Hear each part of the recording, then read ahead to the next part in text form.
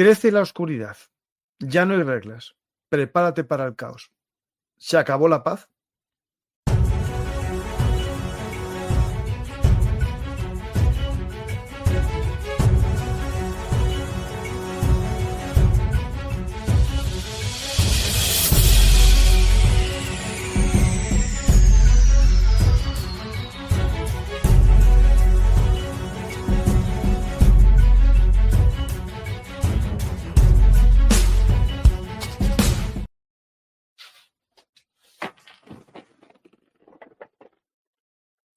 Hola a todos, bienvenidos a Bellum Artis, actualidad militar y geopolítica. Si quieres la paz, prepárate para la guerra, ya lo decían los romanos. Bueno, exactamente Flavio Vegecio Renato. Pues hoy vamos a hablar de tambores de guerra con nuestro almirante Juan Rodríguez Garat y amigo del canal. Vamos a aprender mucho sobre el mundo que nos ha tocado vivir, por desgracia. Hola Juan, ¿qué tal? Hola, buenas noches. Pues Juan, tenemos este libro que hay que seguir recomendando, Tambores de Guerra, en el que das una visión de temas que hoy vamos a tratar. Uno de ellos es los lobos, ¿no? Estos lobos que a ver los haylos y gente los niega, pero están ahí cerca de nuestras casas, ¿no? En el perímetro del bosque y alguno de vez en cuando intenta entrar en el jardín. Pues Juan, pues sí, así es. Sí. Así es, ¿no? Pues hoy tenemos un tema a tratar que es interesante porque es muy abierto, ¿no? Y nos vamos a basar todo en este artículo que voy a poner en pantalla, el que lo quiera leer en profundidad. Está en el diario digital Escudo Digital y se llama Crece la oscuridad. Un artículo en el que hablas, ¿no?, sobre el escenario geopolítico o de seguridad que nos ha tocado vivir, ¿no? Sí, la verdad es que sí. Yo recuerdo que hace ya 3 meses desde la última vez que me invitaste a este programa y en ese tiempo que ha pasado, todos los conflictos, toda la situación internacional ha ido a peor. Recuerdo que teníamos una tregua en Gaza, no había mucho que esperar de ellas. Todos sabíamos que en cuanto Netanyahu hubiera recuperado todos los rehenes que hubiera podido sacar de las garras de Hamas, volvería a la guerra. Pero en aquel momento había una tregua, había cierta ilusión en algunos, no la compartí en ningún momento, pero cierta ilusión en algunos en que el presidente Trump podría ayudar a encontrar un acuerdo de paz en Ucrania. Ninguna de las dos cosas ha pasado y al contrario ha habido nuevos conflictos como el de India y Pakistán, donde evidentemente han vuelto a tenerse las tiesas como en el 2019. La situación se está deteriorando de manera irremediable, ¿no? Y eso es lo que me ha invitado a poner ese título muy en recuerdo de Tolkien, de Crece la oscuridad, porque el mundo no puede contemplarse como si viviéramos en una comarca, en esa Tierra Media, en la comarca donde vivían los hobbits aisladamente. Si crece la oscuridad en el mundo, al final la oscuridad llegará también a nuestra comarca y los españoles tendríamos que darnos cuenta de que vivimos en el mismo planeta donde están ocurriendo todas estas cosas malas y que no podemos desentendernos de ellas. No, y por mucho que queramos vivir escondidos en nuestro jardín, hay un conflicto que no está muy lejos, está en las puertas del jardín, está digamos, en el perímetro oriental de nuestro jardín, ¿no? Es decir, esto está, que nadie lo olvide, no estamos hablando de una guerra a miles de kilómetros, sino a 1 metro de Europa. Claro, unos dicen, no, es que yo vivo en España, yo vivo en la habitación más al oeste de la casa, ¿no? No, es tu casa, es la casa europea, ¿no? Es la casa europea y el mundo además es la casa de todos. Lo que está en juego no es solo quien posee un pedazo de Ucrania, sino las reglas que van a seguir, que van a regir en el terreno de juego donde vamos a tener que vivir nosotros y nuestros hijos y nuestros nietos. Hay que darse cuenta de que, ya digo, lo que está en juego es mucho más importante de lo que parece. Las guerras al menos desde el final de la Segunda Guerra Mundial, la guerra estaba proscrita teóricamente. Evidentemente la humanidad es incapaz, o con el orden que se creó a partir de la Segunda Guerra Mundial, era incapaz de lidiar con las guerras civiles porque establecía la soberanía y la integridad territorial de las naciones. Lo que pasara dentro de las naciones, pues era muy difícil encontrar una manera de abordarlo desde la perspectiva internacional. Pero las guerras internacionales, las grandes guerras, se hicieron muy complicadas de librar. Y sobre todo, hubieron las guerras que se dieron en aquella época, en esta larga época que duró hasta prácticamente la invasión de Ucrania, pues fueron siempre por objetivos limitados, como pudo ser el frenar la expansión del comunismo por parte de los Estados Unidos en Vietnam, aquella teoría del dominó de entonces, o en el caso soviético, pues justo lo contrario, el tratar de defender en algunos puntos regímenes comunistas en peligro, como fue el caso de Afganistán, de la invasión soviética de Afganistán en su día. Lo que ha ocurrido en estos últimos tiempos es evidentemente un agravamiento de la situación, porque por primera vez desde que se firmó la Carta de las Naciones Unidas parece que las grandes potencias están volviendo a revitalizar el derecho de conquista. Y esto que evidentemente físicamente empieza con la guerra de Ucrania, una guerra de conquista, ya todos los pretextos de Putin han sido desenmascarados, ya la OTAN ya ha dicho que no va a admitir a Ucrania, ya el nazismo evidentemente nunca estuvo ahí y todo lo que queda al final se ve en las condiciones que pone Rusia para el fin de la guerra, es la conquista del territorio ucraniano y además la desmilitarización para que la siguiente conquista sea todavía más sencilla. Es una guerra de conquista físicamente empezada por Rusia, pero en el artículo recuerdo que es importante también recordarlo, el derecho de conquista se contrapone al derecho de las naciones a la integridad territorial. Hasta ahora, desde la Segunda Guerra Mundial, ha habido conquistas, pero nunca reconocidas por la comunidad internacional. La de Crimea, por ejemplo, pues prácticamente nadie en la comunidad internacional reconoce que Crimea sea rusa, sigue siendo oficialmente el territorio ucraniano ocupado por Rusia. Y el caso más claro es en Oriente Medio, donde Israel, desde la guerra del 67, desde la guerra de los 6 días, ha ocupado diversos territorios de los países árabes y algunos de ellos los ha devuelto tras acuerdos de paz, como el Sinaí a Egipto, pero otros, como los Altos del Golán, nunca se han llegado a poner de acuerdo, a veces por culpa de unos y a veces por culpa de otros, es verdad, pero nunca se ha podido poner de acuerdo con el régimen sirio en un reconocimiento, en la paz a cambio de territorios. Ese mismo acuerdo que sirvió con Egipto nunca sirvió con Siria. Y llegó el momento en el año 2019 en que el presidente Trump, en su anterior mandato, decidió unilateralmente reconocer a los Altos del Golán como territorio israelí. Esto es para el mundo, es romper completamente las reglas del juego, crear unas reglas nuevas. Las conquistas ya se pueden reconocer y ya, por lo tanto, queda renovado el derecho de la conquista. El problema de reconocer el derecho de la conquista es que todas las naciones que existen hoy tuvieron flujos y reflujos históricos. Todas pueden reclamar territorios históricos y todas pueden tener que devolver territorios históricos. El caso de Rusia no puede, es un ejemplo muy claro, porque después de la Segunda Guerra Mundial se quedó con Königsberg y le bautizó como Kaliningrado y desde luego no está dispuesto a devolverlo en absoluto. Pero sí, lo que perdió lo pide. Lo que perdió lo pide, efectivamente.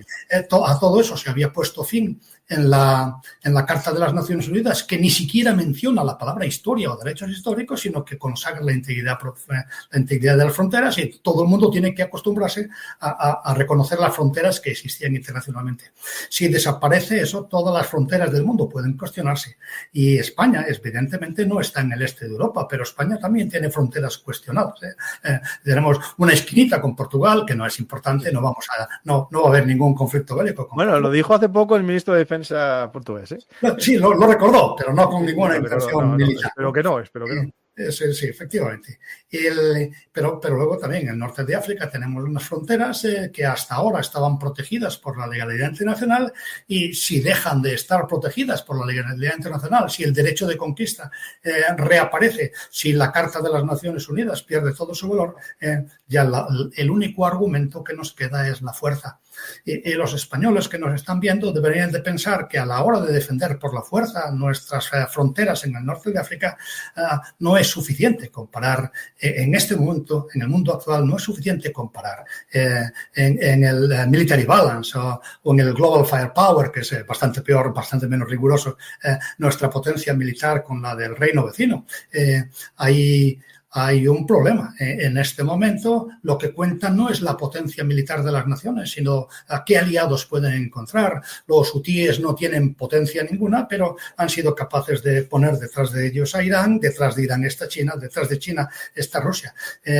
Cuando uno compara el poder actual del Reino de Marruecos con la defensa española, a pesar del realme marroquí, que es indudable, también es indudable el realme español, la diferencia es clara, pero ¿quién podría estar detrás del Reino de Marruecos sencillamente por el hecho de provocar una guerra que sirviera a sus efectos para, como ocurre con la de Ucrania, sencillamente dividir Occidente o por cualquier otra razón expansionista o no que convenga a sus intereses? Hay que recordar, salía el otro día y lo comentábamos hace unos instantes antes de empezar, que Rusia, por supuesto, aprovechó la Dana para crear desinformación y para contribuir a los problemas internos de España. Pues ¿por qué no? Estamos viviendo en un mundo tan polarizado en el que cualquier cosa podemos esperarla. Así pues, lo que ocurre en Ucrania, lo que ocurre en el mundo, nos afecta. No podemos sencillamente hacer como las tortugas, meternos en nuestro caparazón y ahí nos las den todas, porque al final, si no tomamos medidas para mejorar lo que ocurre fuera, hasta las tortugas se convierten en seres indefensos. No, es muy importante, ¿no?, entender, claro, que antes la anexión de territorios era algo que no estaba autorizado. Es decir, hubo guerras que Estados Unidos comenzó, por ejemplo, la guerra en Irak, ¿no? Pero no tuvo ese deseo de anexionarse territorios. Pero lo que estamos viendo ahora, en el caso de Rusia, que empezó todo, supuestamente, para ayudar a las dos repúblicas populares de Donetsk y Lugansk a recuperar el Oblast, pero en el fondo, en su mente, ya estaba la Nova Rusilla, ¿no? Y eso lo tenían claro, pero ese mensaje sirvió para muchos justificar, ¿no?, la invasión de Ucrania, diciendo, no, si ellos no van a invadir Ucrania, solo van a ayudar a los independentistas de Donetsk y Lugansk, pero en realidad que al mes y poco, ya estaba haciendo referéndums de anexión, ¿no? Sí, eso es cierto. Bueno, lo que está detrás de la mente de Putin, para Putin la guerra no es un medio para conseguir un fin, es un fin en sí mismo. Hay que recordar que cuando Putin empieza su carrera como presidente, él se encuentra con la herencia de Yeltsin, una herencia de una Rusia democrática, más o menos democrática, bastante democrática, corrupta, es verdad también, ineficaz, pero democrática. Él evidentemente no quiere eso, necesita cambiar el régimen, adaptarlo a él. Él quiere ser un zar, quiere ser un emperador, quiere ser un príncipe de los de Maquiavelo. Y eso solo lo puede conseguir mediante la guerra. Básicamente, todo el mundo sabe que enfrentar al pueblo contra un enemigo exterior es la mejor forma de mantenerlo controlado. No es solo Rusia la que hace estas cosas. El caso de Irán, que es un país revolucionario permanente, busca lo mismo, busca que la gente salga a las calles a gritar muerte a Israel en lugar de a gritar abajo el velo islámico, pero en pequeñas potencias. La Venezuela de Maduro, al final, es lo mismo, trata de unificar a su pueblo a base de oponerse al imperio norteamericano. No es un invento de Putin, pero está claro que la mejor forma de conseguir el poder interno, y no solo en las autocracias, a veces en las democracias también, muchos analistas piensan que la verdadera razón tras la invasión de Irak por parte de Estados Unidos en 2003 era que el presidente Bush quería ser reelegido, iba por debajo en las encuestas. Evidentemente, una guerra es la mejor forma de mantener consolidado el poder.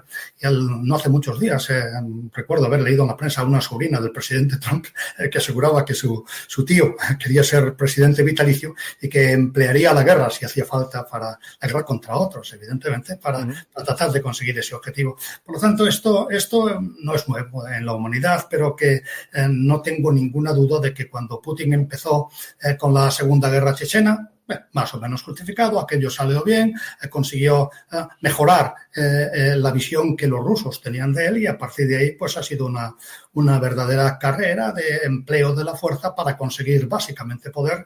En 2008 en Georgia, luego 2014 Crimea, en 2015 Siria y luego pues definitivamente ya la invasión de Ucrania en 2022, que es para él la piedra de toque de su régimen, lo que de verdad va a convertir a su régimen en algo estable, en algo que no tiene vuelta atrás, porque mientras dure esa guerra va a durar la hostilidad con Occidente, va a durar las sanciones, no hay toda presión para democratizar Rusia dejará de existir y además las leyes de guerra, las leyes que ha publicado él desde que comenzó la guerra, le permiten que a cualquiera que levante el dedo para pedir cualquier cosa, ya sea el no a la guerra o ya sea más democracia en Rusia, pues le caigan automáticamente 10 años de cárcel en las prisiones rusas donde no se vive particularmente bien.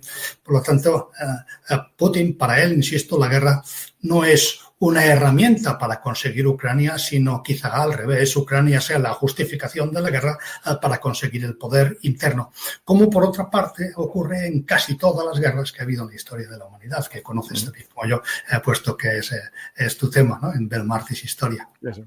Pues lo de la sociedad militarizada, ¿no? Porque Rusia es una sociedad a día de hoy militarizada, que incluso surfea un poco sobre las sanciones, ¿no? Porque al tener toda la sociedad militarizada hay un crecimiento del PIB, relativamente en el aspecto, ¿no? De la industria, trabajo a turnos en la industria, salarios más altos entre los soldados, que la cobren poco tiempo o mucho, pero tienen unos salarios superiores, e incluso las familias de las bajas, que hablamos ya de bajas de 1 millón de bajas, ¿no? Van a cobrar unos salarios superiores a la media, y eso hace que también haya cierto creencia a que la guerra dure. Y de hecho, una de las cosas que hablan que Putin no puede dejar la guerra, porque aparte de lo que comentas, ¿no? La economía está agarrada por la guerra y la sociedad está controlada por la guerra. ¿Qué pasaría, ¿no? Si ahora mismo desmoviliza al 1,5 millones de soldados que quiere tener como amenaza contra la OTAN, ¿no? Porque él quiere ahora aumentar el ejército, tener 1,5 millones de personas que van a cobrar más de lo normal y que van a estar muy contentos con esa situación, ¿no? Sí, bueno, la mayor parte de los rusos no están tan contentos en la guerra, esto porque de hecho hay muchas presiones para reclutar. Hoy día hemos comentado ya en algún programa las dificultades que hay en Rusia, el hecho de que ha tenido que mandar oficiales de submarinos al frente y convertirlos en artilleros, lo habíamos comentado creo en el anterior programa, entonces era novedad. El hecho de que la mayor parte del reclutamiento actual sale de presionar a los pobres reclutas una vez que salen de su casa, los visten de uniforme y delante de sus compañeros. A veces son más jóvenes, ¿eh? Yo ya estoy viendo vídeos de que no hay gente mayor, que es gente joven. Así es, vídeos. Y la mayor parte de ellos no son rusos blancos, son de las repúblicas periféricas, ¿no? Se presiona a estos reclutas para que firmen un contrato, no bajo amenazas, pero cuando uno está lejos de su casa, en medio del ejército ruso, rodeado de soldados, de suboficiales, de oficiales, le dicen, ¿tú qué pasa? ¿No amas a tu patria? Claro, es muy difícil de resistirse a ese reclutamiento. Cuando se habla de lo que está ocurriendo en la sociedad rusa y ucraniana, hay dos diferencias que en general se pasan por alto. Una de ellas es que en los periódicos ucranianos aparecen casi todos los días noticias de muertos en el frente de personas de la élite ucraniana, de actores, gente conocida, deportistas, políticos mueren en el frente, poetas, hay de todo. En Rusia evidentemente no ocurre eso, solo los pobres van a la guerra. Los pobres desgraciados de los pueblos casi, porque así es, casi. Solo los marginados. Esa es una diferencia importante porque explica un poco pues cómo puede estar la moral en uno y en otro bando. Y eso, pues yo creo que da un poco idea de que Rusia tiene un problema con esto. Pero otro problema igual de grave es que a pesar de todos los apuros que pasa Ucrania, que los conocemos en cuanto al número de personal y de la superioridad demográfica rusa, como decías, los soldados rusos son cada vez más jóvenes, los sacan directamente del servicio militar, mientras que en Ucrania sigue prohibido el reclutamiento forzoso a menores de 25 años. A la hora de valorar cómo están unos y otros hay que ver todo lo que ocurre, ¿no? Evidentemente Rusia es un país más grande, pero también los rusos, el ruso de a pie, incluso el que apoya la guerra, que no sabemos cuántos son, porque en las encuestas es imposible saber si están diciendo lo que piensan o lo que se atreven a decir.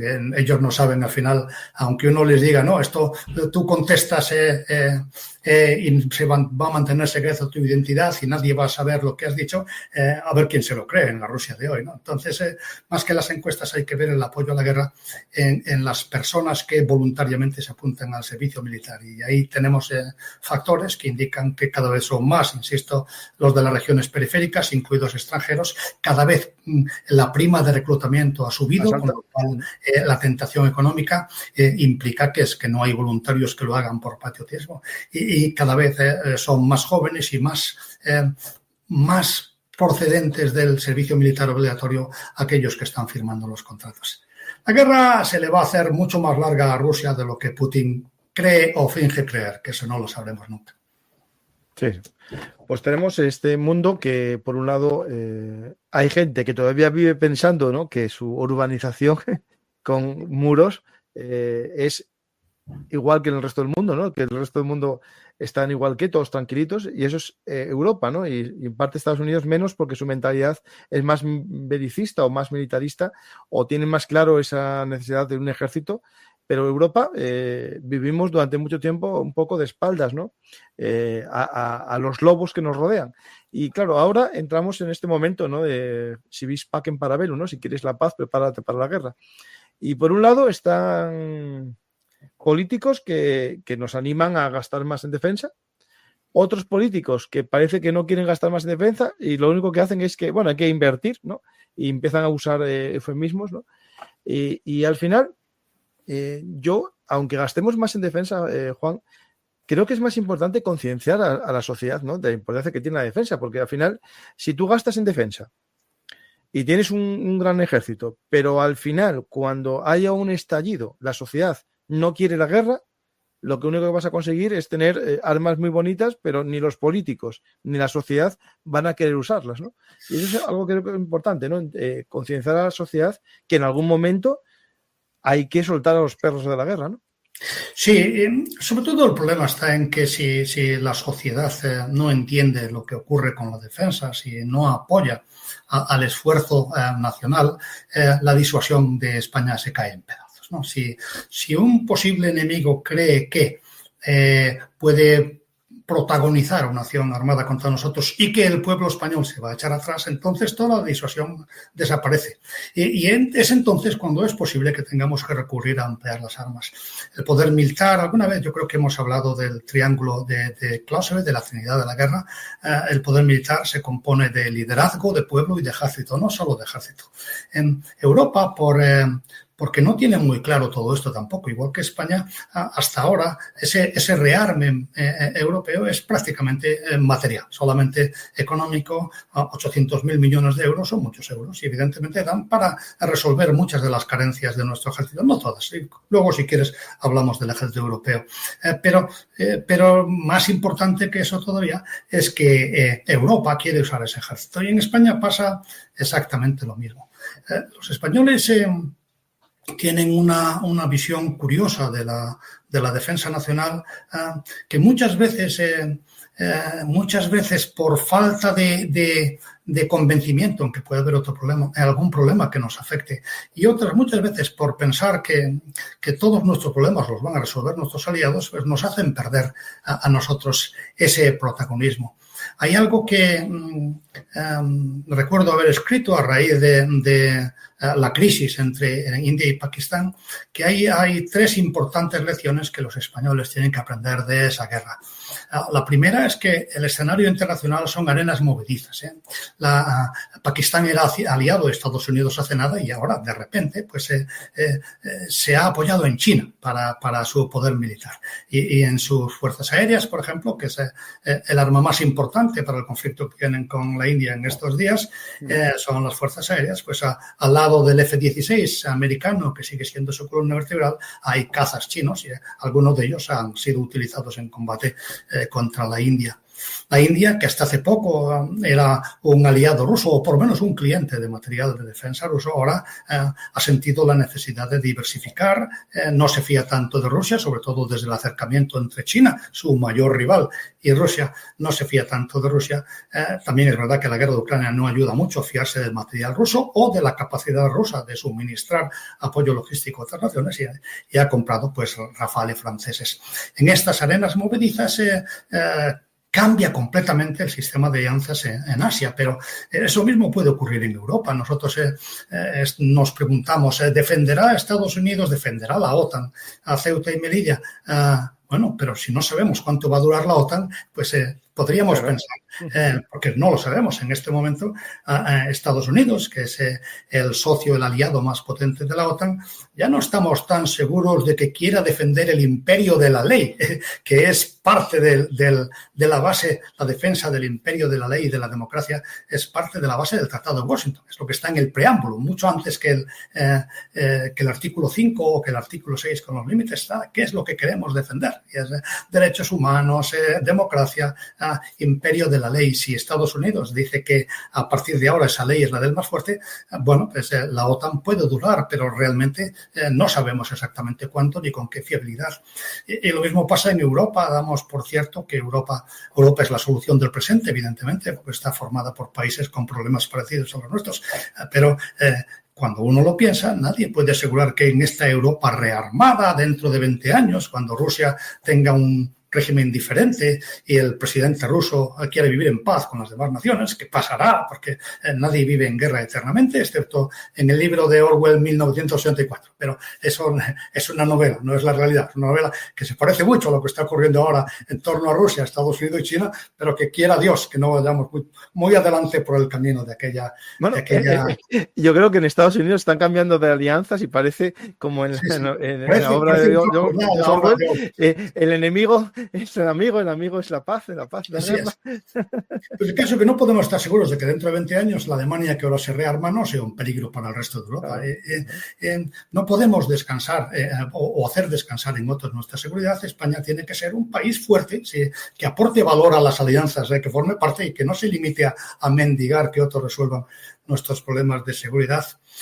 Otra lección que aprender de la crisis entre India y Pakistán es cómo se producen estas crisis. No ha sido una invasión de una brigada o de una división acorazada de un país a otro, sino por parte de Pakistán, probablemente, el fomento, o al menos el hacer la vista gorda de acciones terroristas de ciudadanos que tienen su origen en Pakistán, en la Cachemira dominada por la India.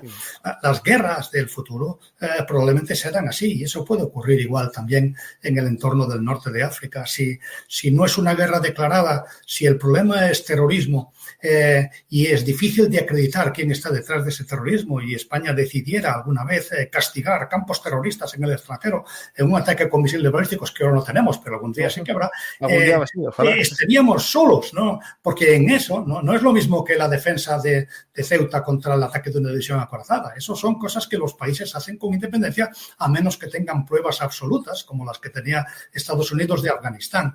Y eso no podemos hacer descansar nuestra seguridad en ese terreno, ni en la Unión Europea ni en la OTAN. España tiene que ser capaz de defenderse sola. Y la tercera lección de la guerra de Ucrania es que las armas nucleares disuaden la guerra. Si no hubiera sido por las armas nucleares, ahora en este momento probablemente Pakistán y la India estarían en guerra. Y eso es algo que es importante que los españoles se den cuenta. Las armas nucleares se utilizaron solo en la historia de la humanidad, y fue por parte de un país con armas nucleares contra uno que no las tenía. Nunca ha habido un ataque nuclear entre dos países dotados de armas nucleares, y eso es algo también, insisto, que los españoles tendrían que pensar a la hora de tomar sus decisiones sobre qué defensa queremos en el futuro. Bueno, no, Juan, el problema es que estamos en un país en el que se quiere quitar la energía nuclear para fines eléctricos, o sea, ya, con eso lo otro me parece difícil, o sea. Sí, efectivamente, pero la gente al final es la que decide y hay que llevar estos debates que no vamos a decidir tú y yo, ni tampoco el gobierno de turno. Los gobiernos cambian, los pone y los quita el pueblo y es el pueblo español el que tiene que conocer de estas cosas para exigir a sus gobernantes que vayan por el camino correcto. En este programa que hicimos sobre quién teme a Putin, ¿no? Hablábamos de las líneas rojas, ¿no? De esas amenazas, ¿no? Del arma nuclear. Es que tener un arma nuclear no significa que lo vayas a usar fácilmente, porque eso es aumentar una escala y convertirte en un paria mundial, ¿no? Es decir, pero claro, si los dos tienen, eso hace un equilibrio, ¿no? Así es, cuando nunca ha habido ningún caso de amenazas serias de verdad de nucleares entre dos potencias nucleares, sencillamente porque los líderes de ambos países, al final, los que hacen la guerra no son las naciones, no son los pueblos, son los líderes, y los líderes de ambos países saben que morirían en la guerra. No es lo que quería Hitler cuando lanzó a Alemania a la guerra en la Segunda Guerra Mundial, tampoco es lo que quería Stalin o lo que quiere Putin. Todas estas personas lo que quieren es disfrutar de sus éxitos, alguna vez lo hemos comentado, celebrar un triunfo en las calles de sus respectivas capitales, ser coronados con laurel y convertirse en semidioses en sus propias sociedades.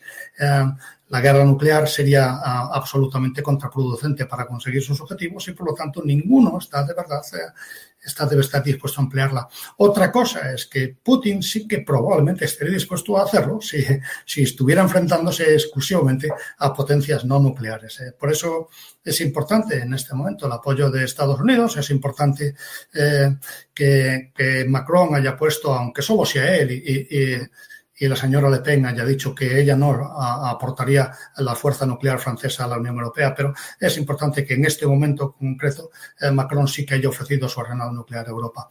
Para el futuro, los europeos, los españoles, deberíamos de contar con que alguien al que podamos votar tenga armas nucleares para defendernos.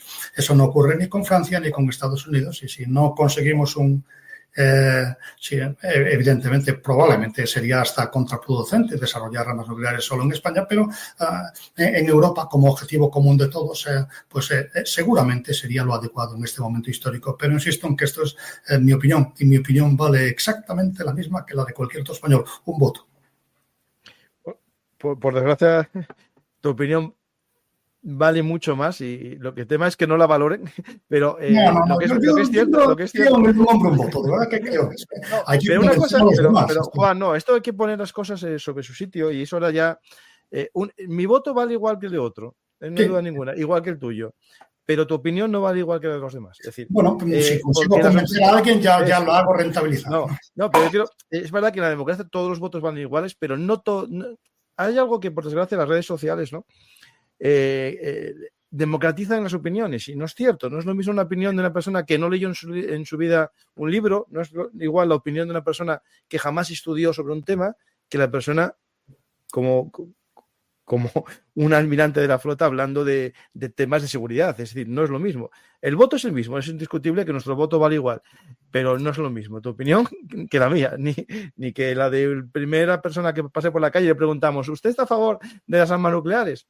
No, bueno, hay que intentar convencer al resto. Yo pienso que la herramienta es el convencimiento y por eso vengo encantado a este programa, a este y a otros programas, a tratar de explicar un poco lo que está pasando para hacer, en la medida de mis posibilidades, hacer un poco de pedagogía, algo que tendría que estar haciendo el Gobierno de España y también la Comisión Europea, y que no están haciendo de forma suficiente. Ninguno de los cometieron incluso errores cuando quisieron hacerlo, por ejemplo, lo de la mochila, ¿no? Es decir, yo entiendo que la mochila está muy bien y es algo que yo me gustaría que me lo enseñasen. Yo ahora no estoy dando clase, pero yo me dedico al tema de la prevención de riesgos laborales, ¿no? Y en esos aspectos, bueno, pues es lo mismo que tener un botiquín en casa, tener un extintor en casa. Hay cosas que tenemos que tener todos por si acaso. Claro, el problema es que ese por si acaso tienes que explicárselo bien a la gente, no hacer una tontería de vídeo en el que sacas un bolso de marca de tal y empiezas a sacar ahí cosas de... No, hay que hacerlo en serio o incluso ni hacerlo en un vídeo en los colegios, a enseñar a los niños que es una radio, que es una lata de conservas para que sepan que tienen que tenerlas en casa, ¿no? Es decir, yo creo que... Sí. Ahí eso fue falta de talento por parte de la responsable de la Unión Europea, pero evidentemente a nosotros el apagón nos echó una mano. Yo volví a recuperar el transistor que tenía escondido en un cajón y me sirvió para estar informado, al menos. Sí, sí. O sea, que yo creo que desde ese momento, pues probablemente haya muchos españoles que hayan pensado que este apagón ha durado 6 horas, 10 horas, dependiendo del punto donde uno se encontrará, pero que las cosas podrían haberse puesto bastante peor sin necesidad de una guerra de por medio. Y cuando en vez de 10 horas dura a 3 días, que es posible, es por lo que tengo entendido, si no es por el apoyo francés y marroquí, hubiera durado, la reactivación de las redes hubiera durado bastante más, pues si esto ocurriera, es conveniente que todos tengamos, al menos los que no recibamos agua corriente de forma natural, porque no vivimos en lugares suficientemente bajos, pues tengamos el agua en casa, porque si no, 3 días sin agua es mucho tiempo para aguantar. Yo ya había comprado, esto, cosas mías, pero había comprado ya un mes antes 25 botellas de 5 litros. No, 5 botellas de 5 litros, 25 litros para tenerlos en el trastero en caso de necesidad. Yo en el apagón encontré con placer que mi casa, a pesar de todo, tiene agua. O sea que no depende. No, funciona, no. El agua me funcionó.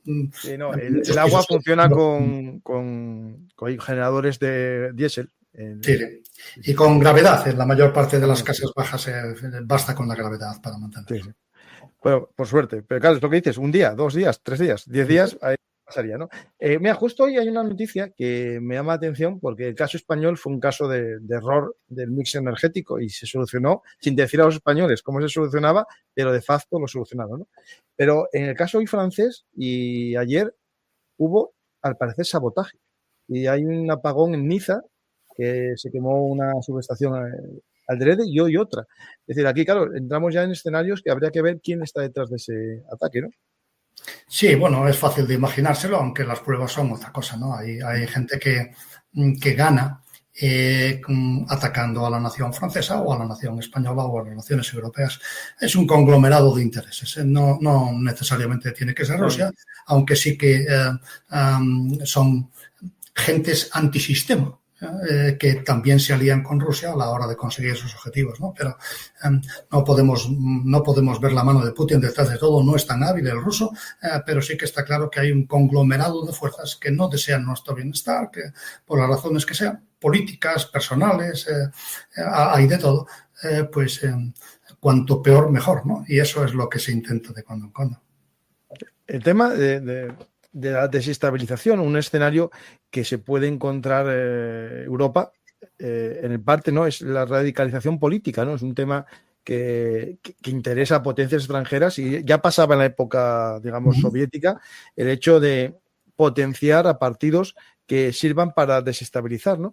Claro, y eso es un escenario que es muy complejo desde el punto de vista democrático, ¿no? Porque, claro, desde la democracia defendemos la libertad de opinión, la libertad de prensa, la libertad de política, pero, claro, cuando unos partidos están alimentados por una potencia que quiere el mal para otros, no estamos hablando en sí de una libertad interna, ¿no? Estamos hablando de un tema de seguridad nacional, ¿no? Esto lo digo porque, por ejemplo, pasó en Rumanía, está pasando en Alemania, ¿no? Que se está viendo esas conexiones y en España también.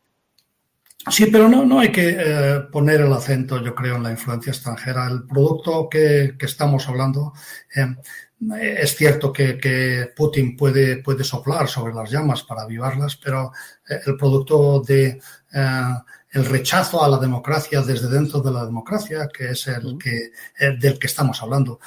Yo no le pondría etiquetas de extrema derecha, extrema izquierda, es antisistemas, los que dentro del sistema les gustaría cambiar el sistema democrático por otro, ¿no? Por cualquier otra manera. Están descontentos, no les va bien en la sociedad como es y se convierten en contrarios a lo que la mayoría o el sentido común indica o lo que la propia historia nos ha enseñado que es el mejor camino. El tema de los antisistemas es muy complejo y es un fracaso de la democracia que crezca. ¿Por qué crece? Pues hay un montón de factores, pero evidentemente la política hoy, la política radicalizada que estamos viviendo en todas partes, la ley del insulto, esto que está cambiando poco a poco, que es la mayor polarización de la sociedad, que el mayor enfrentamiento de unos partidos con otros, la búsqueda de la permanencia en el poder en lugar del bien común, la falta de liderazgo carismático, todo esto que estamos pasando es lo que da pie a el voto antisistema. Luego, evidentemente, utilizado por nuestros enemigos exteriores para tratar de debilitarnos. Pero en ese sentido hay que reconocer que de la misma forma que Putin trata de avivar el voto antisistema en Francia, Francia intenta avivar el voto democrático en Rusia. O sea que no hay en ese sentido nada anormal, nada que no quepa esperar. Los políticos europeos deberían de tomar buena nota de lo que ha pasado en Estados Unidos. Votantes descontentos llevan al poder a una persona con una visión de la democracia muy particular. Bueno. Y esto podría ocurrir en Europa, en cualquiera de los países europeos. ¿Quién nos hubiera dicho que una persona como Trump, en los tiempos de Reagan, quién nos habría dicho que una persona como Trump llevaría las riendas del Partido Republicano, del Partido del Orden, del Partido Conservador en Estados Unidos, ¿no? Pues esto ha pasado en muy pocos años, si uno lo quiere considerar, y nadie debería dar por supuesto que la democracia va a salir adelante si nuestros propios líderes no lo fomentan. Pero esto ya es entrar en el terreno de la política y hay personas, por supuesto, capaces de hacer análisis mucho más serios que el mío. Pues vamos a hablar un poco sobre temas que son interesantes. Yo, por ejemplo, cuando hablamos de Pakistán, la India, ¿no? Bueno, y si hablo de Afganistán porque hasta hace poco había conflicto fronterizo con los talibanes, ¿no?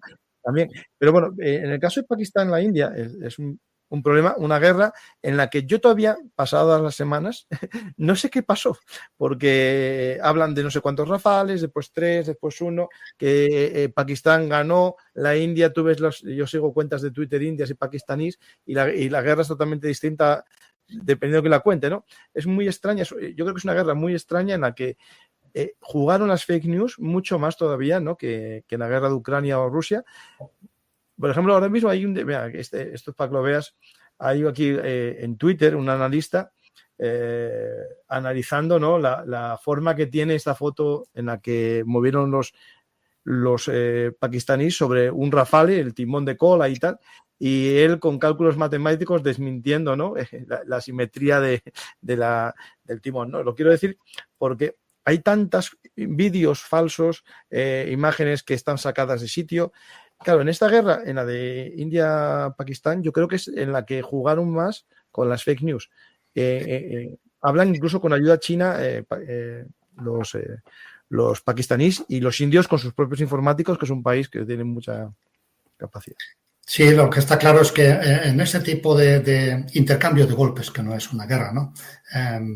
Parecido a lo que ocurrió en cierta manera entre Irán e Israel, ¿no? Hay que recordar que nosotros nos fiamos más o menos de la versión de Israel porque estaba rodeado de... Israel es un país abierto donde hay prensa internacional, donde estaban sus aliados norteamericanos, británicos y franceses para explicar lo que había pasado. Y porque además, como Israel era muy superior tecnológicamente, no tenía nada que ocultar realmente, ¿no? Aún así, las versiones de Israel probablemente sean un poco exageradas a su favor y las versiones de Irán son ridículas, pero son las versiones de Irán. Lo que cree la gente de Irán es que aquellos ganaron. Ellos ganaron aquella guerra, que destruyeron la mitad de la flota israelí de F-35. Mentiras mucho más exageradas que la destrucción de 1, 2 o 3 rafales, como dice Pakistán, ¿no? La guerra el intercambio de golpes entre Pakistán y la India fue mucho más modesto. Evidentemente, cada país se presenta solo aquello que le conviene, solo sus impactos y no los del enemigo. A estas alturas es difícil saber lo que ha pasado con los Rafale. Sé que ha habido imágenes de un posible Rafale derribado. También he leído, porque yo leo mucho sobre todo esto, he leído gente que lo desmiente basado en el estudio de la fotografía. Sin embargo, Francia no lo ha desmentido. Es posible que al menos uno de los Rafales... Yo creo que la India más o menos vino de facto a decir uno. Sí, uno de los Rafales probablemente haya caído por un misil de larga distancia. Hay que recordar que también un F-117 en la campaña de bombardeo de Yugoslavia también cayó por un misil muy anticuado, un avión furtivo, mucho más difícil de derribar en teoría que un Rafale. No hay ningún medio invulnerable en la guerra, todos se pueden perder y mucho más en un disparo afortunado de un misil desde larga distancia. Lo que sí es verdad es que todos tenemos que acostumbrar a que China son capaces ya de hacer aviones de combate y misiles que desde luego pueden derribar con una cierta probabilidad, que es imposible determinar en un solo caso, pero con una cierta probabilidad, pueden derribar desde luego aviones de procedencia occidental. Tampoco el Rafale tampoco es más que un avión de cuarta generación. Por lo tanto, no hay nada extraño en todo esto. Si pudiéramos saber cómo fueron las circunstancias, cuántos misiles lanzaron los pakistaníes sobre los aviones indios, dónde estaban, podríamos hacernos una idea que nos permita valorar algo más sobre esto. Pero por lo pronto es posible que llegue un momento en que sepamos algo más de la verdad, pero en este momento lo único que tenemos que tener claro es que esa guerra se emplearon misiles balísticos que España no tiene y además en muy pequeña cantidad y que se paró a tiempo porque todos sabían que a la escalada nuclear a nadie le conviene, ¿no? Cayó un Rafale, no cayó un Rafale, sinceramente... a mí me da tanta curiosidad como cualquiera, pero es un problema. Yo es el tema de las fake news, no, lo de que uno... Otro. Las fake news hoy día hemos visto a Trump vestido de papa, o sea que, bueno, está claro. No, pero eso no es fake news, porque lo puso él. No, eso es una simulación, pero lo puso él, se siente. Podía serlo. Hoy día nada que veamos, uno puede ver un dinosaurio por las calles de Nueva York, porque lo hemos visto en películas y no tenemos por qué creernos ya, claro. Por desgracia. Ya las pruebas visuales en vídeo ya no sirven, ¿no? Bueno, yo ahí, Juan, cuando veo, sobre todo en Facebook no se produce, hay vídeos de gigantes, ¿no? De gente con IA que hace gigantes, pero son gigantes mal hechos. E incluso se ve las deformidades en la gente. Bueno, se ve que es un vídeo malo de IA, ¿no? Sí, y ves los comentarios de la gente diciendo, ahora entiendo todo, por eso se hicieron las pirámides y tal. Es decir, el nivel de gente también es muy preocupante. Es decir, la gente que... No, yo creo que buena parte de esas personas que hacen esos comentarios lo hacen por divertirse. Yo no creo que haya tanta gente así, ¿no? Pero luego las redes son un problema. Yo siempre recordaré... hace mucho tiempo, en un debate que tuve con un conocido escritor a cuenta de un cuadro del Museo Naval, se debatió mucho en redes sobre el asunto y mis hijos salieron a defender a su padre, como es lógico. Me enterneció, pero salieron a defender a su padre. Y recuerdo que mi hijo me contó que trataba de darle argumentos a uno de estos energúmenos, diciendo, es imposible que esto haya sido así porque hay una carta del almirante de 2 semanas antes que ya anunciaba todo esto, ¿no? Y el hombre le contestó, mire, yo he venido aquí a insultar, no a debatir. Entonces ya, mi hijo le dijo, bueno, pues nada, si es así, pues siga usted diviértase, ¿no? Mi psiquiatra me aconseja y mi psicólogo que insulte de vez en cuando. Prefiero a mí me recordaba cuando yo de joven iba a los partidos de fútbol a gritarle al árbitro. Claro, justo. No es que yo pensara de verdad que el árbitro fuera o estuviera vendido o que su madre tuviera mala conducta social, ¿no? Sino que sencillamente pues era parte de la diversión. Claro. Y de la terapia grupal, social. Sí, quizás se pueda considerar terapia grupal. Pues yo quiero creer que no los que ponen todas estas cosas raras en las redes, solo un pequeño porcentaje se lo cree. Esperemos que sea cierto. Cuando hablaste antes del tema nuclear, ¿no? De la igualdad digamos, la MAD, ¿no? La autodestrucción asegurada, ¿no? La mutua destrucción asegurada. Claro, ahora hay un tema que surge, que ya había gente preocupada, ¿no? Porque es esta posibilidad de que Estados Unidos llegue a dotarse de un escudo eficiente, ¿no? Esta cúpula dorada que ahora Trump estaba mencionando, me parece muy grande, claro, porque esto tiene que ser una cúpula que cubre Alaska y Canadá y el Ártico, ¿no? Y Estados Unidos, ¿no? Pero si esto se lograse, es algo que Putin, yo ya leí en biografías de Putin de hace ya antes de incluso del Donbass, que es el temor que tiene Rusia, que su sistema nuclear, que es lo único que le da prestigio a su situación militar, ¿no? Con un escudo bueno de defensa por parte de Estados Unidos o de la OTAN, su capacidad nuclear ya no tenga sentido, ¿no? Y al final, claro, no se produzca ese equilibrio de la mutua destrucción asegurada, ¿no? No sé qué piensas en ese aspecto. Sí, Primero, que si funciona, digo, o sea, si sí, es sí. si Bueno, funciona. efectivamente, sí funciona. Esto ya lo intentó Reagan, evidentemente era en otros tiempos. Para construir algo así, un sistema capaz de destruir misiles balísticos y defender un territorio tan grande como Estados Unidos, hay que destruir esos misiles en el espacio durante su camino hacia. No puede defenderse cada objetivo concreto, sino que tienen que destruirse en el espacio por medios aeroespaciales que van, evidentemente, lo dijo China el otro día, Xi Jinping, va contra los tratados de no militarización del espacio, pero sospecho que a Trump los tratados le importan bastante poco.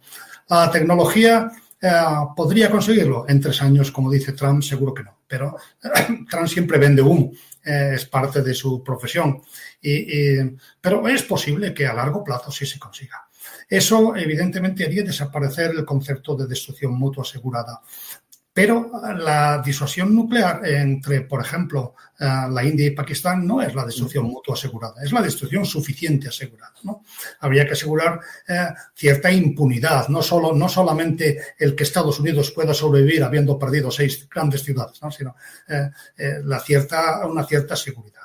Y eso es prácticamente imposible por varias razones. Primero, porque no hay armamento 100% exitoso. El mejor del mundo puede derribar el 90% en el mejor de los casos y con un 10% de los misiles balísticos rusos da para hacer mucho daño en Estados Unidos. Segundo, porque el misil balístico, que es lo que va a defender este sistema, no es la única forma de hacer un ataque nuclear. Hay otras maneras, hay armas nucleares tácticas de potencias superiores a las de Hiroshima y Nagasaki, que pueden ocupar el mismo espacio. De hecho, se utilizan en proyectiles de artillería, ¿no? Esas armas pueden llevarse hacia un país hostil de cualquier manera, en avión, en barco, en tren, de cualquier manera, para hacerla explotar donde pueda convenir. Puede utilizarse el terrorismo el arma nuclear como un arma del terrorismo con cierta facilidad, y es muy difícil de prevenir que eso ocurra. Y luego, además, en el caso de Rusia hay por ahí este proyecto ruso, que es igualmente fantasioso, pero menos que el norteamericano, de introducir esas armas nucleares en torpedos con propulsión nuclear y por lo tanto gran alcance, y que desde luego no podían ser interceptados por un sistema antimisiles balísticos. Un torpedo nuclear, como amenazó Putin, que todavía no existen, pero pudieran existir en el futuro, podría arrasar la costa atlántica de los Estados Unidos sin necesidad de que ningún misil ruso alcance Estados Unidos. Por lo tanto, esta certeza nuclear, o al menos la disuasión, si no completa, si parcial, la disuasión nuclear seguirá existiendo durante muchos años mientras existan las armas nucleares. Yo lo veo oído que el tema de, claro, que llevaría a que si es algo eficaz, ¿no? Ese sistema, el ataque sería más grande. Es decir, si el ataque iba a empezar con una bomba para tal, iba a ser mucho más grande. Entonces, claro, la respuesta del otro. Sí, lo que sí está claro es que eso daría una ventaja, evidentemente, porque Estados Unidos podría ganar una guerra nuclear, pero a costa de muertos de los dos lados. A costa de tales daños que haría la guerra, una vez más, impensable, que es de lo que se trata en el fondo. El arma nuclear hace la guerra entre potencias nucleares pues algo impensable, la guerra total, ¿no? Lo mismo ocurriría si al final Irán consigue el arma nuclear. Probablemente, yo no quiero que Irán tenga el arma nuclear, no me fío del liderazgo iraní, son muchos de ellos fanáticos religiosos que piensan que estará mejor en el otro mundo que en el actual. No me gustaría que esas personas que piensen eso tengan la llave de armamento nuclear, pero lo más probable estadísticamente, si al final ocurre, si Irán se hace con el arma nuclear, es que eso convierta al régimen iraní en algo mucho más responsable de lo que es ahora. Sí, esa es una posibilidad. Ojalá fuese esa la posibilidad. Podemos pasar, Juan, si quieres, a las preguntas del público, que hay muchas y al final nos pueden llevar a más debate. Mira, justo hay un tema que voy a buscar unas fotos porque en Oviedo asistimos estos días a un acto que para mí fue histórico.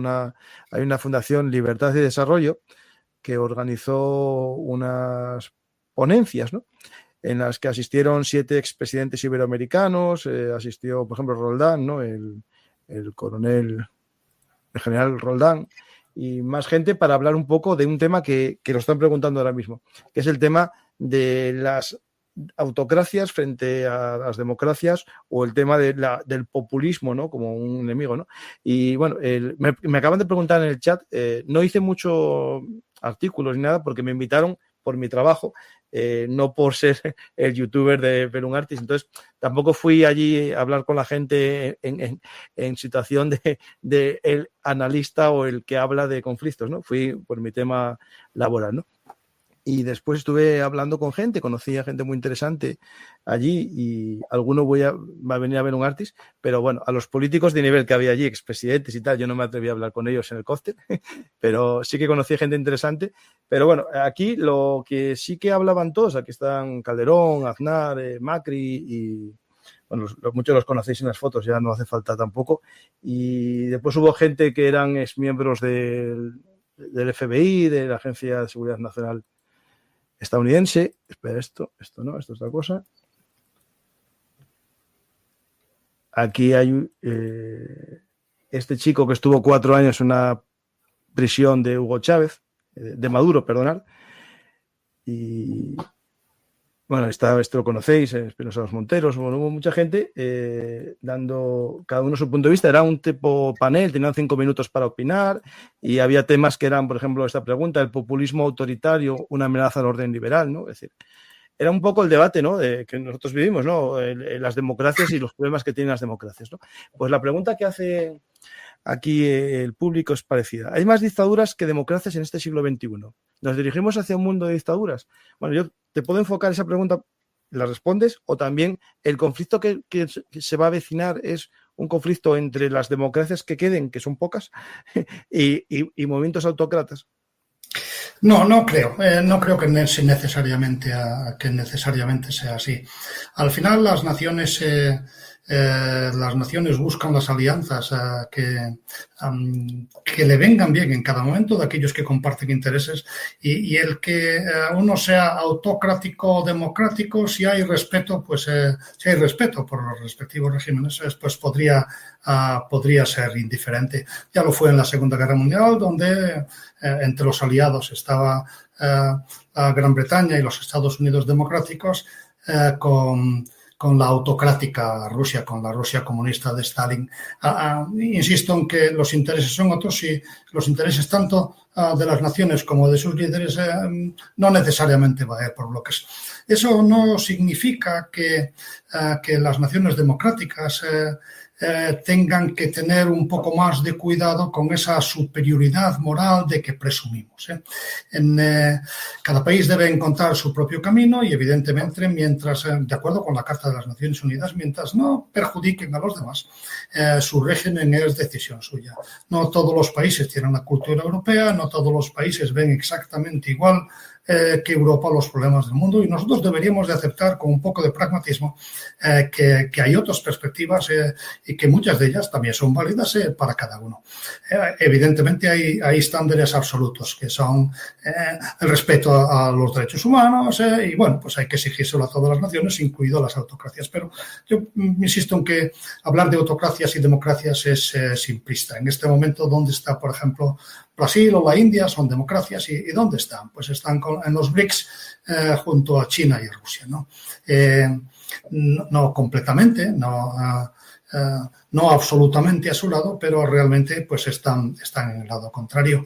Y en cambio, pues los propios Estados Unidos, que es evidentemente una democracia, corren el riesgo de convertirse en un régimen más autocrático del que nos gustaría si salen las cosas como Trump quisiera.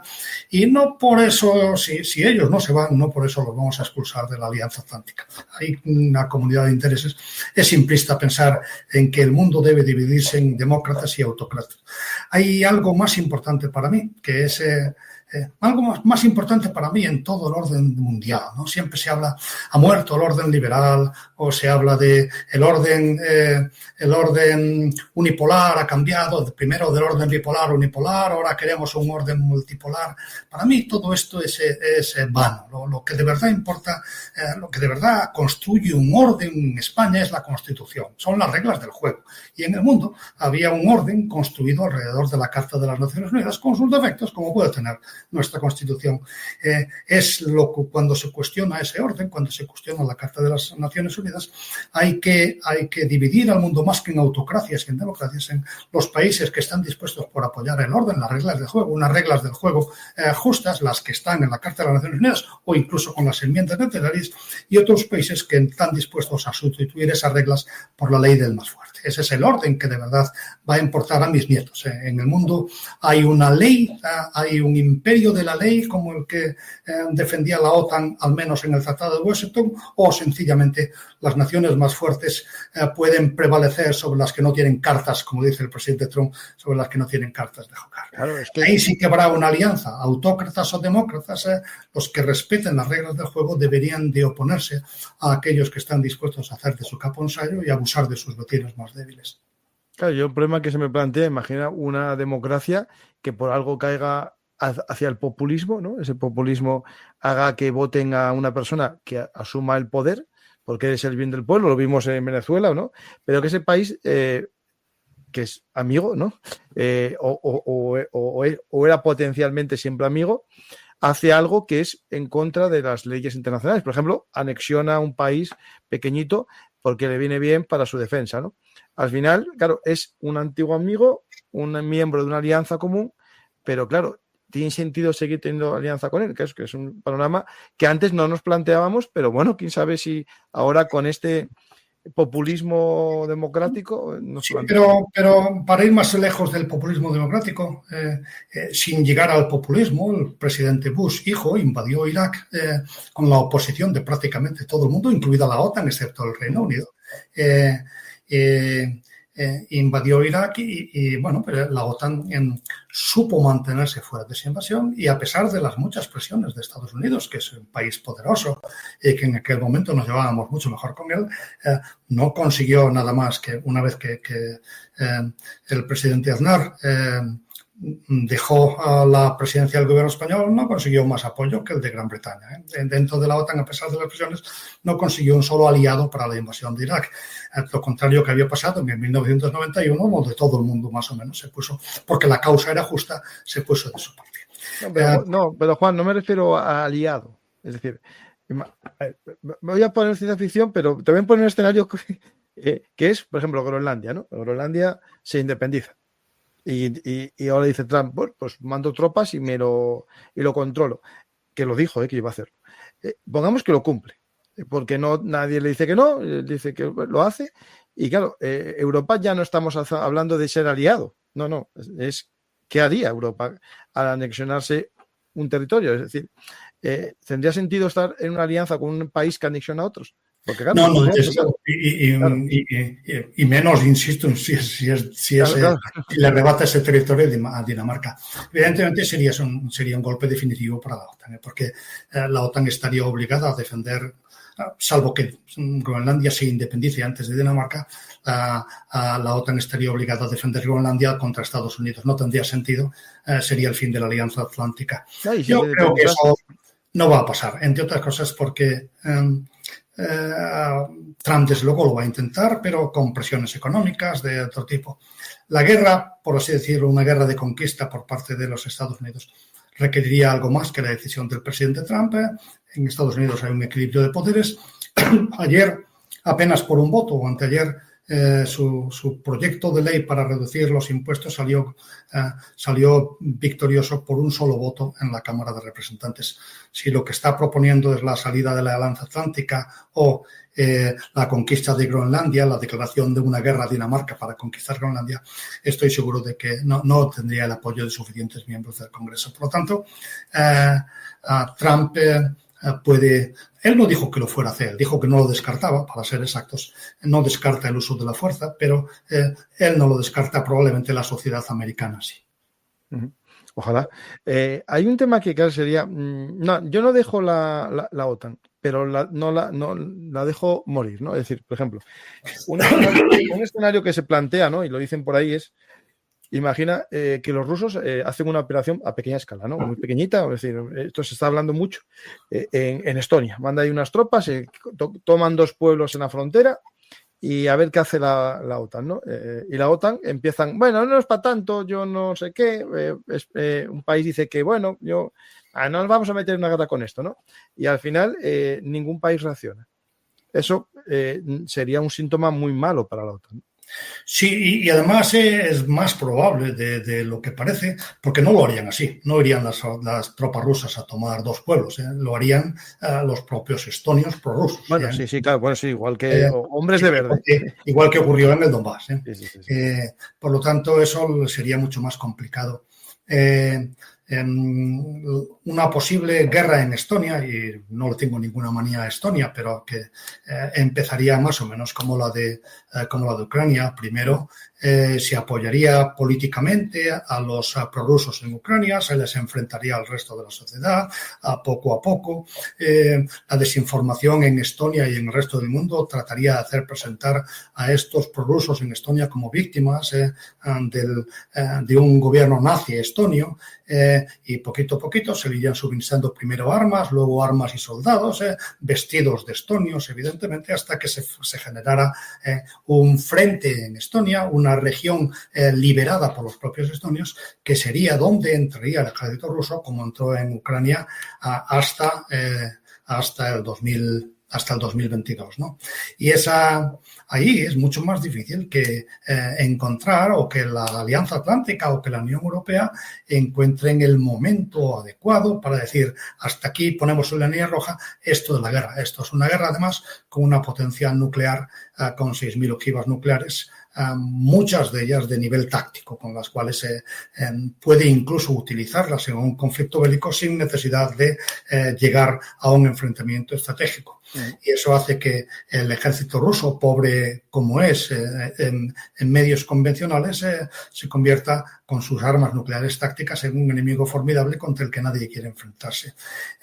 Por eso, para Europa, antes de entrar en estas consideraciones que son problemáticas, a Europa le viene muy bien que al menos mientras viva Putin o mientras dure su régimen, la guerra se mantenga en Ucrania. Es importante, no solo por razones altruistas, sino por razones de nuestra propia seguridad.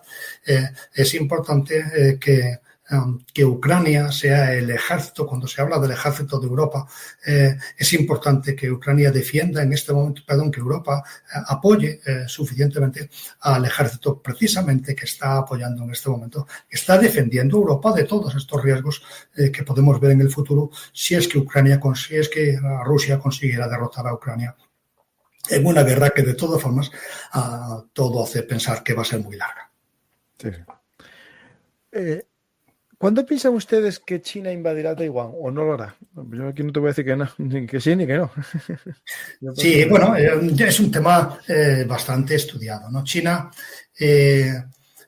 tiene el apetito, evidentemente, de reunificar Taiwán. El mundo, además, reconoce que hay una sola China y casi todos los países tienen relaciones con Pekín, no con Taiwán, no con Taipei. Por lo tanto, tiene una cierta justificación. ¿Qué disuade a China de invadir Taiwán? Pues 2 cosas. En primer lugar, es la advertencia norteamericana de que apoyará a Taiwán. Una advertencia que tampoco está clara, es ambigua, porque lo que defiende Estados Unidos en Taiwán es el statu quo. No es la independencia de Taiwán, sino el hecho de que China podría reintegrar Taiwán siempre que la población de Taiwán vote por la integración. Así están las cosas en el tablero internacional. La población de Taiwán, por el fracaso de aquello, una nación, 2 formas de gobierno en Hong Kong y que no salió suficientemente bien a juicio de los habitantes de Hong Kong. El régimen no se respetó, la democracia en Hong Kong como se pensaba que iba a ocurrir. Entonces, un poco decepcionadas por lo ocurrido en Hong Kong, la población de Taiwán en este momento no está mayoritariamente a favor de la reunificación. ¿Qué alternativa tiene China? Presiones, evidentemente, y el tiempo. La parte militar es muy complicada porque Taiwán y China están reparadas por 180 kilómetros de mar. Si 30 y tantos kilómetros fueron suficientes para defender a la Gran Bretaña del ejército de Hitler, pues una máquina muy eficaz, no como el ejército chino actual, es muy difícil que desde el punto de vista mío, y en esto he sido o tengo mucha experiencia en el planeamiento de operaciones anfibias y en el estudio de operaciones anfibias, es decir, he sido jefe, por así decirlo, del grupo anfibio de la Armada Española durante bastante tiempo. Me parece que con los medios de China, si Estados Unidos apoya a Taiwán, no hace falta que entre en guerra, simplemente que le apoye.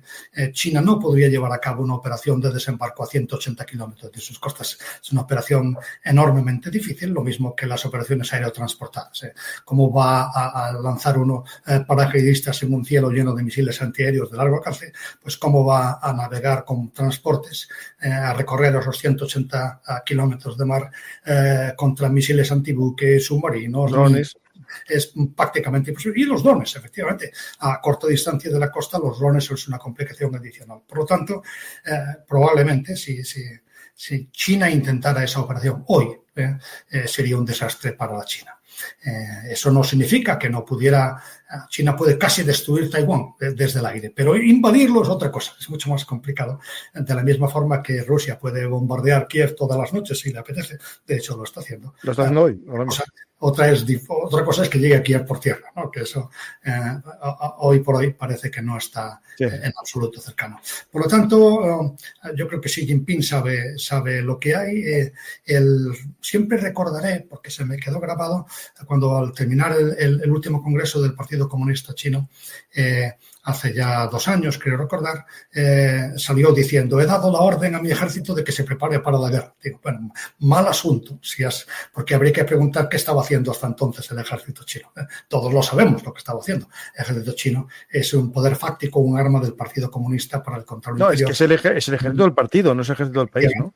Ahí es importante y efectivamente necesita prepararse para la guerra, pero es algo que no se hace en 2 años.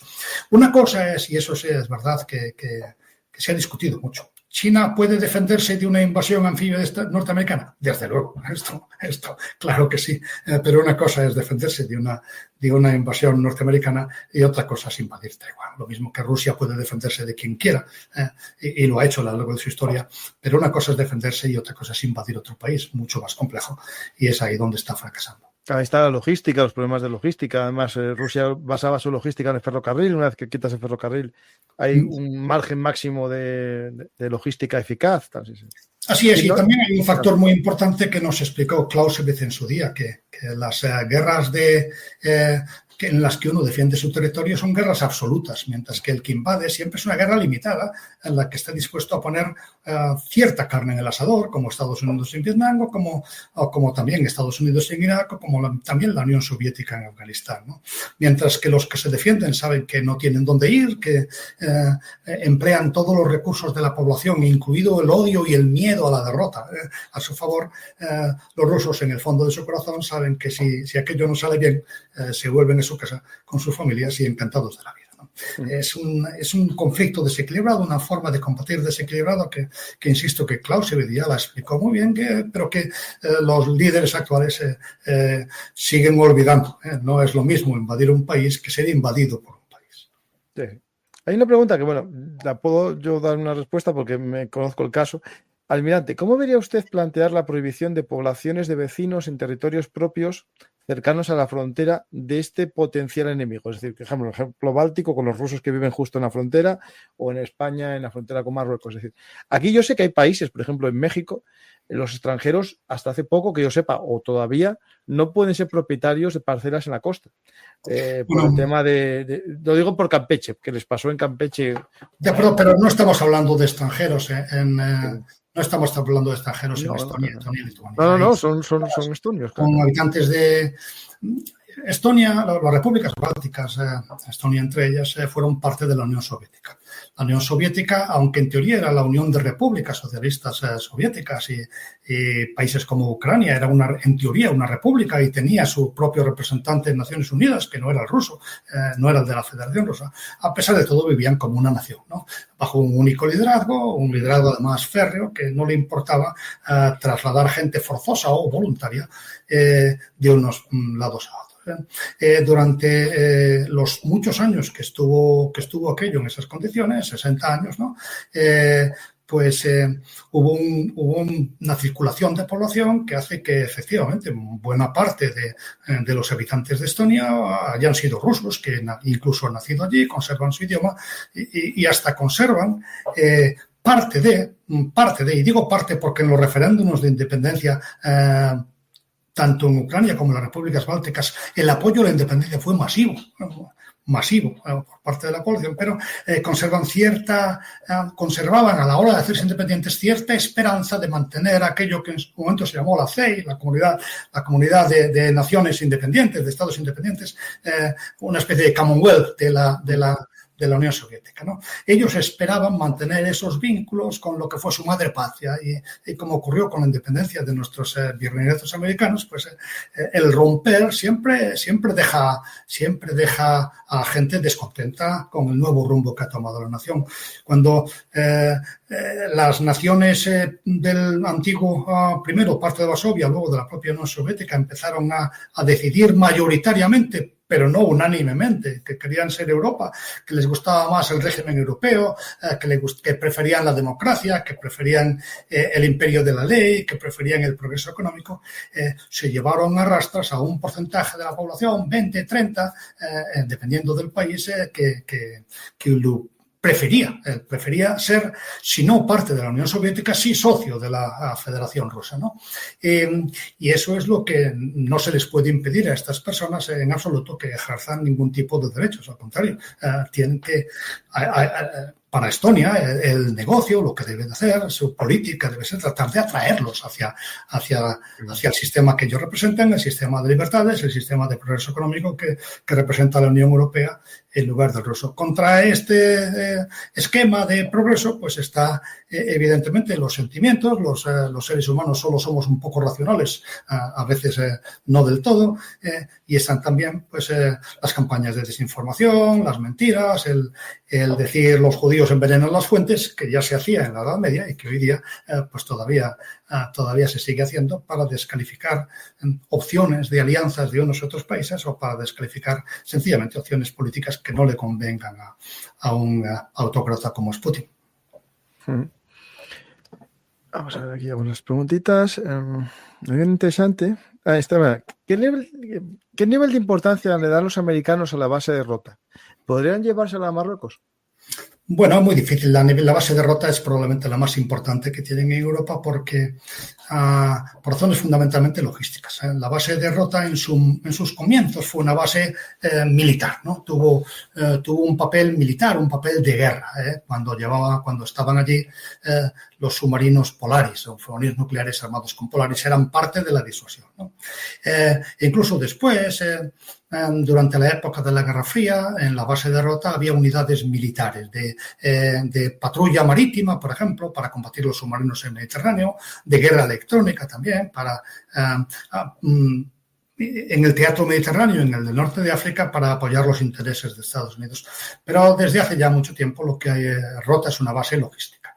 Y Rota tiene algo muy difícil de lograr, por lo menos muy difícil de lograr en un plazo pequeño, que es en el mismo recinto, un recinto inmenso que empezó a construirse en el 53, que recordar, cuando todavía se podían hacer esas cosas en España. En un recinto inmenso hay un aeropuerto enorme, un aeropuerto que es una de las pistas más largas de Europa, que además está en un clima favorable, donde prácticamente los 365 días del año se pueden llevar operaciones aéreas, y un puerto. Rusia es, la base de Rota es una herramienta perfecta porque los carros de combate americanos, sencillamente, los carros de combate norteamericanos llegaban en barco a Rota y ahí se metían en aviones y se dirigían a Afganistán o a donde quiera que los quisieran llevar en aquel momento, o a Oriente Medio, o insisto, como base como base logística. Es base también logística de los destructores de los destructores que forman parte de este escudo antimisiles naval que Estados Unidos aporta a la Alianza Atlántica y a sus propios intereses, están en Rota. Pero lo único que reciben en Rota es apoyo logístico. El apoyo logístico en Rota, como está mucho más cerca de su teatro de despliegue, es mucho más barato para ellos, aparte de que se les está dando un gran apoyo por las empresas de la industria de defensa que tienen contratadas en la bahía, pero aparte de eso es fundamentalmente un problema económico. Con 4 destructores en Rota hacen lo mismo que 6 destructores en la costa este de Estados Unidos, en el teatro mediterráneo, ¿no? Que podría hacerse lo mismo en Marruecos, habría bastantes dificultades de hacerlo de un día para otro. Primero, encontrar un lugar donde se pueda construir un aeropuerto y construir un puerto en el mismo recinto, porque para ello es muy importante el no tener que salir de la base para hacer este cambio de los carros de combate del barco al avión, ¿no? En Italia, en Sigonella, en Sicilia lo pueden hacer, pero en una base aérea que no está en el puerto y tienen que, por lo tanto, salir por las fronteras de volver a entrar en la base aérea y por lo tanto prefieren Rota con mucha diferencia. Eso es posible. Luego necesitarían encontrar también en Marruecos empresas de defensa capaces de hacer el mismo trabajo en barcos muy sofisticados que las que hacen las del Golfo de Cádiz. No es fácil. Hay que recordar que Navantia ha construido fragatas Aegis. Marruecos no. Estamos en una situación muy diferente. Dicho esto, pues la voluntad política, si de verdad España termina de romper de alguna manera relaciones con Estados Unidos, si nos separamos, si separamos los caminos, pues es posible que Marruecos tenga que buscar, que Estados Unidos tenga que buscar en Marruecos algo alternativo, ¿no? Sería muy difícil que llegara al nivel de apoyo que le da la base naval de Rota, pero algo tendrían que hacer, porque bases en Europa, por razones, insisto, logísticas, hoy día las siguen necesitando. Sí. Pues hay un dato que leí hace poco, que la base de Rota es la más valorada por los soldados estadounidenses en el extranjero. Es decir, porque eso ya pero es verdad, siempre cuando yo he estado allí muchos años destinado, y los jefes de la base americana, capitán de navío, comandante de las actividades navales de Estados Unidos en la base de naval de Rota, que es un capitán de navío, siempre presume de que entre los oficiales recién salidos de Annápolis que van voluntarios a la base naval de Rota siempre están entre los 10 primeros de la promoción. Hay mucha demanda por esas plazas por buenas razones, ¿no? La misión es bonita, la zona también, y la ciudad Rota y sus alrededores son extremadamente hospitalarios. Hay muy buenas relaciones entre hoy día. En otros tiempos era otra cosa, pero hay muy buenas relaciones entre el pueblo de Rota y el pueblo del puerto de Santa María, sobre todo el pueblo de Rota y la base. Como anécdota recuerdo que en los tiempos de aquellas manifestaciones de OTAN no bases fuera, los manifestantes nunca se atrevían a hacerlo en la puerta de Rota, siempre iban a la del puerto de Santa María porque allí no había nadie. El puerto de Santa María está a varios kilómetros de distancia. En Rota no podían hacerlo porque la propia población seguramente les abucheaba. Hombre, es un de la vida. Económicamente. ¿Cómo se está preparando Europa para enfrentar la ideología generalizada en el sur global de que vive en una decadencia militar, moral y poblacional? Bueno, pues resolviendo estos problemas, porque la percepción que tiene el sur global de que vivimos un desarme moral y una decadencia militar es muy cierta, ¿no? Poblacional, sí. El título de tu libro, su título, contra el desarme moral y militar de España. España y de Europa, que realmente estamos en el mismo bote. Hasta ahora, por desgracia, hasta ahora solo se han tomado medidas en Europa como conjunto. Hay muchas naciones europeas que se han tomado esto más en serio. Alemania, por ejemplo, es un caso claro, ¿no? Pero desde el punto de vista europeo, hasta ahora solo se ha puesto dinero sobre la mesa. Dinero. 800.000 millones entre créditos y permisos para exceder el déficit. Se ha puesto la posibilidad de poner dinero sobre la mesa, el dinero que se necesita para en 3-4 años resolver las carencias más graves, no todas, pero sí algunas de las más graves de un posible no ejército europeo. Ya, estas palabras no me gustan porque los ejércitos son instrumentos de las naciones y Europa no es una nación, pero tampoco es una nación la OTAN ni tiene un ejército poderoso. Ese ejército de Europa, que no europeo, es lo que hay que conseguir que funcione sin la argamasa que que pone Estados Unidos. Los ejércitos de Europa son 27 enanos y 27 enanos no hacen un gigante si no hay los ligamentos que pone Estados Unidos, que es lo que Europa tiene que aprender a poner solo. Pero hasta ahora, insisto, solo se ha puesto sobre la mesa ese dinero y falta que los países, todos, no solo algunos, todos los países asumen la parte del rearme moral que nos toca. Y eso, por desgracia, en España sigue sin ocurrir.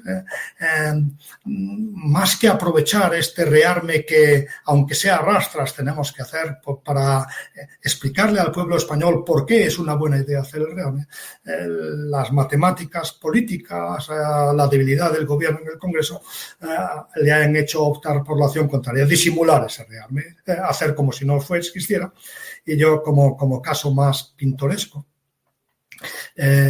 leído el documento sobre estos 10.000 millones de euros en este que se llama programa tecnológico y no de rearme, que se acaba de aprobar recientemente, entre sus partidas hay una que me llama mucho la atención porque bordea lo cómico. Dice, lo que están adquiriendo, el capítulo es movilidad sostenible, movilidad terrestre sostenible, y lo que van a comprar son obuses sobre ruedas. Evidentemente, lo sostenible lo vende todo. Ya te lo digo yo, no son ni eco. Los obuses sobre ruedas, aunque tengan ruedas, no son movilidad sostenible. No son ni eco, ya te lo digo yo seguro. Ni etiqueta. Esa es una pena, ya digo, porque es una oportunidad de explicarle a los españoles lo que hemos hablado, de que la oscuridad crece, de que la comarca no está a salvo si no salimos a mirar afuera, si no contribuimos a llevar el anillo único a donde haya que llevarlo. Todo esto es importante que el pueblo español se dé cuenta. Y no tenemos en este momento, yo creo que más que por falta de vocación, que también es por la aritmética electoral, por la aritmética del Congreso, no tenemos en este momento una vocación por parte del gobierno de cumplir sus propias directivas de defensa nacional que aseguran, escritas por el mismo presidente del gobierno, aseguran que sin el concurso de la población no hay defensa posible. Pues en este punto esa obviedad está pasando desapercibida sencillamente para no encontrarse en un apuro en el Congreso y sale perjudicado el conjunto de la nación porque se frena el rearme moral, pero también sale perjudicada las Fuerzas Armadas, que en lugar de tener un incremento presupuestario garantizado que permita planear la defensa a largo plazo y comprar lo que España necesita, pues lo que podemos hacer con 10.000 millones sueltos, que ni siquiera sabemos si se van a repetir el año que viene, es blanquear las paredes, tapar agujeros, pero realmente no empezar programas nuevos de gran entidad como pudiera ser la defensa de nuestros cielos contra misiles balísticos o la adquisición de misiles balísticos para al menos ser capaces de devolver los ataques. Todo esto se nos queda en este momento muy lejos y bueno, yo estoy convencido de que saldremos adelante, pero seguramente de una manera mucho menos eficiente de la que podríamos hacerlo si cogiera el toro por los cuernos, se aceptara que el rearme hoy día es necesario porque vivimos en un mundo más complicado. Es una desgracia. No hemos escogido nosotros el mundo en que vivimos, pero lo ha hecho Putin y lo ha hecho también el pueblo norteamericano, que ha escogido a una persona que no está dispuesta a pararle los pies a Putin, sino a aprovechar los huecos que deje Putin para hacer negocio. Los políticos, ¿sí? Y firmar acuerdos sobre tierras raras. Quiero decir, en este momento vivimos en un mundo muy complicado y en el que solo está seguro aquel que pueda defender sus fronteras, porque la ONU ha desaparecido y vivimos en un mundo que ha perdido la ley. A mí el otro día vi una película con un argumento ridículo que se llamaba La noche de la purga, algo así. Una película en la que una vez al año se autorizan los asesinatos. Me vi todas. Vivimos un mundo en que la comunidad de naciones ha permitido una noche de la purga permanente. Cada uno haga lo que pueda, ¿no? Lo que es ridículo, el argumento de aquella película era verdaderamente ridículo, pero bueno, la película entretenida como todas las post-apocalípticas, ¿no? Pero bueno, los ricos pensaban que como ellos iban a tener seguridad no les pasaba nada. Efectivamente, bueno, pues eso iban a matarlos. Sí. Eso que es ridículo en las calles de Estados Unidos, en las calles del planeta, se está poniendo a la orden del día. Se está poniendo a la orden del día. Si empezamos a reconocer las conquistas en cada uno del que ha conseguido poner más fuerza sobre el terreno, viviremos una carrera de armamentos y viviremos un mundo más seguro. Y a mí me duele, insisto, porque aunque soy mayor, tengo hijos y nietos y me preocupa que vivan en un mundo sin ley, que vivan en un mundo sin reglas. Y a mí, yo la verdad que eso es lo que me preocupa. Pues Juan, muchas gracias por este programa. Espero que vuelvas pronto. No voy a dejar pasar más de 3 meses para que vuelvas y nos des luz en este mundo tan convulso que nos ha tocado vivir. Y tenemos que concienciarnos, ¿no?, que el mundo está lleno de lobos, que no vale como los niños pequeños, ¿no?, cerrar los ojos, ya desaparecieron, ¿no? Tú cierras los ojos y siguen ahí. Y yo creo que es importante. Después tampoco obsesionarse, ¿no?, y vivir el día a día sabiendo, ¿no?, que en nuestro caso tenemos a nuestro ejército que vigila las vallas de la urbanización donde vivimos, ¿no? Porque eso parece que la gente lo olvida. La realidad es que es así. Sí, no hay que obsesionarse como no hay que obsesionarse con la enfermedad. Hay que vivir, pero eso no significa que no tomemos precauciones tanto contra la guerra como contra la enfermedad. Más vale que nos lavemos las manos si hemos tocado las cosas del suelo, pues lo mismo hay que tener con las mismas precauciones, hay que tener en el mundo de la defensa. El que no está preparado es el que va a sufrir las consecuencias. Pues muchas gracias, Juan. Y si quieres decir algo al público como despedida final. No, nada, sencillamente que este es un tema en el que el pueblo español es soberano. Al final España será lo que nosotros queramos que sea. Y hay un aspecto, ya que me invitan a hacer una reflexión para todos, ¿no? Normalmente cuando se pregunta a los españoles por la posición del gobierno con respecto a ciertos temas de defensa o por la posición de la oposición o de un partido u otro, en general cada uno piensa que sus colores son los que tienen razón y los que tiene que apoyar. Para mí que en este tema, en el tema de la defensa, en los demás quizá también, pero en este tema de la defensa más concretamente, esa lealtad a los colores de que todo lo que haga aquel a que votamos está bien hecho, es un error que cometemos todos, porque da impunidad a nuestros líderes sobre los errores que puedan cometer en la gestión de nuestros intereses. Hay que, precisamente a aquellos que votamos es a lo que los españoles tenemos que exigir que nos solucionen los problemas, porque a los que no votamos, evidentemente, lo que nosotros digamos, lo que nosotros pensemos les va a afectar bastante poco. Insisto en que es algo que es motivo de reflexión para todos. No invito a nadie, evidentemente, a tomar ninguna postura política, que eso es cosa de cada uno, pero sí a la hora de votar, que todos deberíamos de tener en cuenta qué es lo que exigimos a nuestro gobierno que nos proporcione, porque seguramente eso será lo que obtengamos. Sin duda ninguna. Pues muchas gracias, Juan, y gracias a todos los que estáis en el programa. Espero que os haya gustado tanto, que deis a me gusta, dejéis un comentario y compartáis. Esto hará que más gente entre a debatir en su mente, ¿no?, la importancia que tiene la defensa, y después, una vez que tenga su posición clara, entre en el debate de la vida social, ¿no? Porque al final, cuando se habla de la política, parece que dejamos de lado un tema, que yo soy ciudadano y tengo derecho a hacer cosas de ciudadano, pero la política es lo mismo, es hacer cosas de ciudadano. Todos hacemos política, no solamente los políticos en sus partidos políticos. Esto es algo muy importante y que no podemos olvidar. Nosotros somos seres políticos, seres que formamos parte de una ciudad, de una polis, ¿no? Y de ahí viene el término polis, política. Pues gracias a todos, y desde mi pequeña trinchera virtual abrimos el debate, y cada uno de vosotros que ahora reflexione, incluso lo puede dejar en los comentarios, y así enriquece un poco el programa y aprendemos todos también de vuestros puntos de vista. Gracias a todos y nos vemos otro día más en Velum Artis Actualidad. Y recordar que está el otro canal, Velum Artis Historia Militar, que es el origen de todo esto y que os invito a conocer. Pues gracias a todos los fans y hasta la próxima.